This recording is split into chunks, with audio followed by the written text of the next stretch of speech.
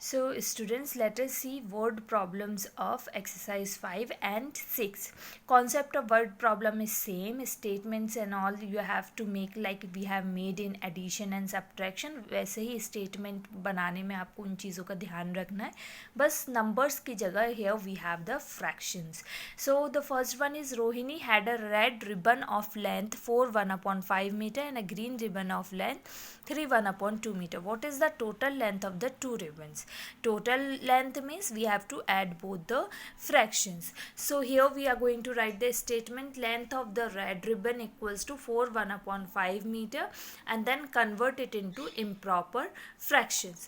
Then length of green ribbon, you are going to write length of green ribbon is what? It is 3 1/2 meter and convert it also into a mixed into a improper fractions.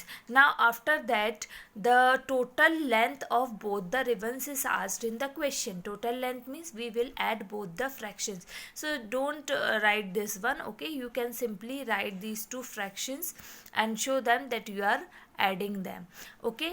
Now here you can use the method of LCM also, but remember this thing कि अगर यहाँ पे दो fractions को ही आप add कर रहे हो या सब्ट्रैक्ट कर रहे हो तो आप क्रॉस मल्टीप्लिकेशन का मेथड जो हमने कल सीखा था वीडियो में उसको आप यूज़ कर सकते हो, okay?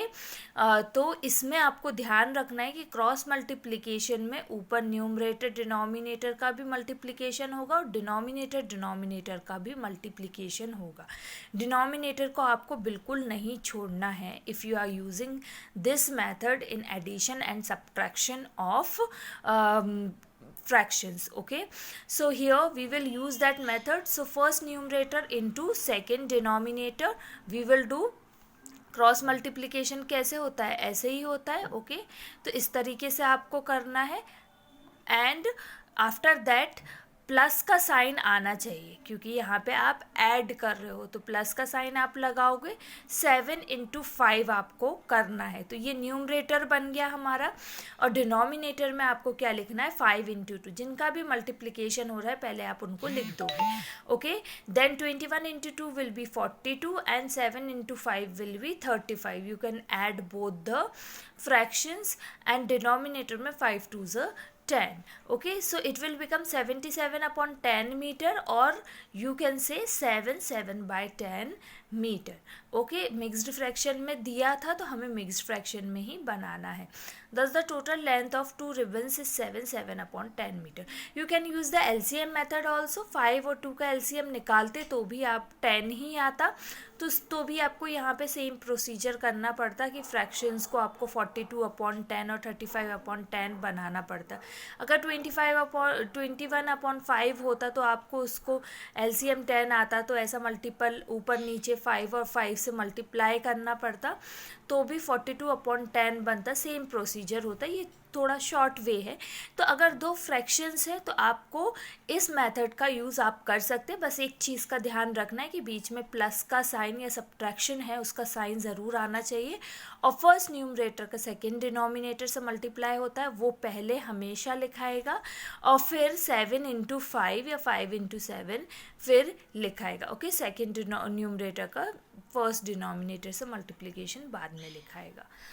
So similarly you are going to do the question number 4, that is Amit covered 5/9 kilometer by bus, 3/7 kilometer by rickshaw and 1/3 kilometer by foot. What is the total distance is asked, so you have to simply add it over there. So sentences proper होना चाहिए. आप लोग नहीं बनाते हैं proper sentences. अब इसमें एक चीज़ का ध्यान रखना है कि यहाँ पे 3 फ्रैक्शंस हैं so you will only use the method of the LCM, okay? 2 से ज़्यादा फ्रैक्शन है तो LCM का मेथड ही आपको लगाना है और अगर फ्रैक्शंस का डिनोमिनेटर अगर बहुत ज़्यादा बड़ा है तो भी आपको LCM ही लगाना है. अगर 2 फ्रैक्शंस भी दिए हैं लेकिन LCM का डिनोमिनेटर बहुत बड़ा है कि इजीली आप क्रॉस मल्टीप्लिकेशन नहीं कर सकते so you can use LCM method.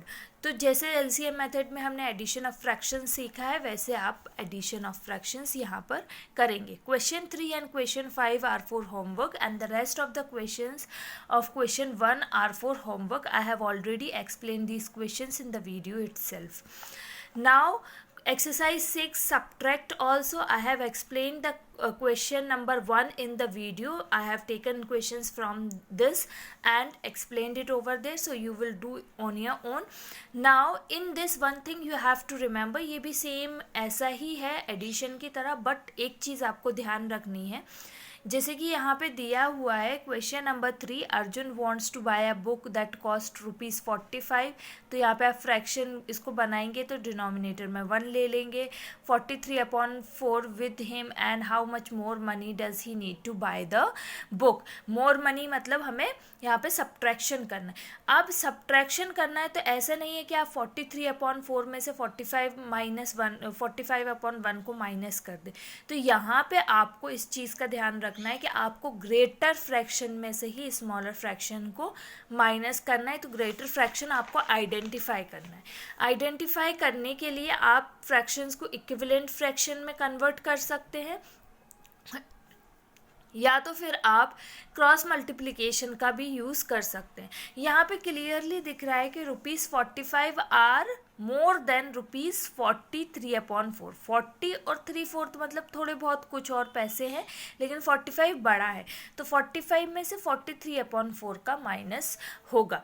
तो यहाँ पे आप डायरेक्टली यहाँ पे लिख सकते हैं. तो और मैंने इसलिए लिखा है because you can use the LCM method to make them equivalent fractions, or you can use this cross multiplication method, and then you can use the common division, common subtraction. Okay, now here the question is subtract the sum of 3 1/3 and 2 2/3 from the sum of 2 3/4 and 5 1/3. So same है इस तरीके का question हमने addition या subtraction की जो word problems थी उसमें भी किया है, लेकिन यहाँ पे फ्रैक्शंस है. अब क्वेश्चन नंबर 4 देखिए, how much 7 is greater than 5/9. तो 7/1 आप लेंगे और उसमें से आप इसको माइनस करेंगे, 7 इससे बड़ा होगा. तो इस वाली वर्ड प्रॉब्लम में, 5th वाली में, यहाँ पे आप पहले सम करेंगे. दोनों जो भी आपको फ्रैक्शंस दिए हैं उनका सम करना है, आपको कन्वर्ट करना है, then you will add. Now after doing the sum, okay, what you are going to do, see LCM, यहाँ पे मैंने LCM का मेथड यूज़ किया है. यहाँ पे तो कॉमन था डिनोमिनेटर, तो ऐसे ही ऐड हो जाता.